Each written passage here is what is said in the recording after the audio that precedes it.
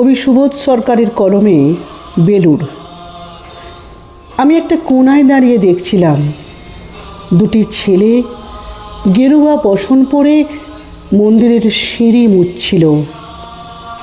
এত মন দিয়ে আমি কাউকে সিঁড়ি মুছতে দেখিনি, এত ভালোবাসা দিয়ে আমি কাউকে ধুলো তুলতে দেখিনি।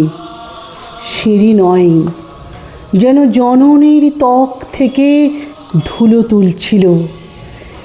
এভাবে কেউ সিঁড়ি থেকে ধুলো মুছতে পারে এ আমি কোথাও দেখিনি।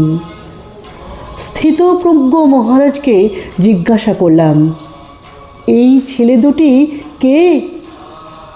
মহারাজ মৃদু হেসে বললেন, একজন নিউক্লিয়ার ফিজিসিস্ট, একজন IBM-এর 6 লাখ টাকার চাকরি ছেড়ে এখানে এসেছে, সিঁড়ি ধুতে এসেছে। যে সিঁড়ি দিয়ে মানুষ উপরে ওঠে তা যেন পরিষ্কার হয়। মহারাজ চলে গেছেন, সন্ধ্যা নেমে আসছে গঙ্গায়, আমার ভেতরেও নামছে সন্ধ্যা।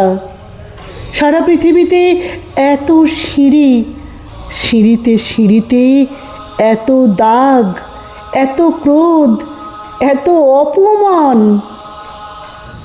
আরতি শুরুর আগে মনে হলো যে সিঁড়ি মুছতে পারে না সে কোনো দিন মানুষের চোখের জল মুছতে পারবে না।